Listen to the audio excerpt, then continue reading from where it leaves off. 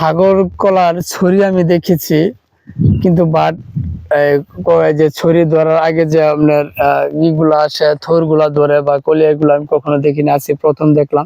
বিশাল বড়, এই দেখেন শুরু থেকে দেখাই, যে এইখান থেকে এই যে নিচ পর্যন্ত, এটা কিন্তু প্রচুর বড়। এটা তাহলে ছড়িটা কেমন বড় আসবে, অনেক বড় আসবে। যাকে যেহেতু কলা গাছটাও কিন্তু অনেক মোটা, ছড়িটা অনেক বড় আসতে পারে।